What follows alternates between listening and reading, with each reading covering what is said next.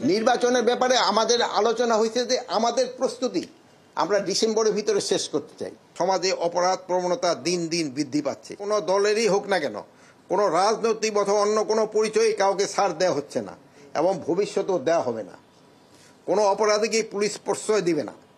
সামাজিক অস্থিরতা, অসহিষ্ণুতা, নৈতিক স্খলন প্রকৃতির কারণে সমাজে অপরাধ প্রবণতা দিন দিন বৃদ্ধি পাচ্ছে। দেশ ও সমাজ থেকে অপরাধ কমিয়ে আনার দায়িত্ব আইন শৃঙ্খলা বাহিনীর পাশাপাশি আমাদের সকলের। এক্ষেত্রে আইন শৃঙ্খলা বাহিনী, মিডিয়া, রাজনৈতিক দল, সামাজিক সংগঠন, অভিভাবক, ছাত্র, শিক্ষক, সাধারণ জনতা সহ সবাইকেই দায়িত্বশীল ভূমিকা পালন করতে হবে। আর কেউ যেন আইন নিজের হাতে তুলে না দেয়, এই বিষয়ে সচেতন জরুরি। জননিরাপত্তা বিঘ্নকারী কোনো ঘটনা বা অপরাধ ঘটলে সেটা যেন দ্রুততম সময়ে আইন শৃঙ্খলা বাহিনীকে জানানো হয়। আইন শৃঙ্খলা বাহিনী সেই বিষয়ে যথাযথ ব্যবস্থা গ্রহণ করবে।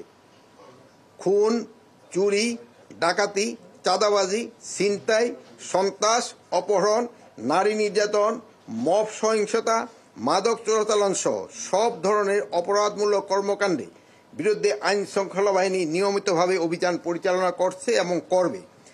পরিস্থিতি বিবেচনায় সরকার যে কোনো সময় চিহ্নিত অপরাধী ও সন্ত্রাসীদের ধরতে বিশেষ বা চিরুনি অভিযান পরিচালনা করতে পারে। এক্ষেত্রে সাধারণ জনগণ সহ সকলের সহযোগিতা একান্তভাবে কাম্য। সরকার জনশৃঙ্খলা ও জননিরাপত্তা বিঘ্নকারী যে কোনো কার্যক্রম কঠোর হস্তে দমন করবে। নির্বাচনের ব্যাপারে আমাদের আলোচনা হয়েছে যে আমাদের প্রস্তুতি আমরা ডিসেম্বরের ভিতরে শেষ করতে চাই। নির্বাচন ক্ষেত্রে আপনারা জানেন এটা হলো আইন শৃঙ্খলা বাহিনী যেমন একটা স্টেক হোল্ডার, প্রশাসন হলো একটা স্টেক হোল্ডার, আর একটা স্টেক হোল্ডার ইলেকশন কমিশন, আর একটা হলো সবচেয়ে বড় হলো যারা ইলেকশনে অংশগ্রহণ করবে তারা। এখানে 4 ভাগের 1 ভাগে কিন্তু আমরা আমাদের প্রিপারেশনটা আমরা ডিসেম্বরের ভিতরে শেষ করতে চাচ্ছি।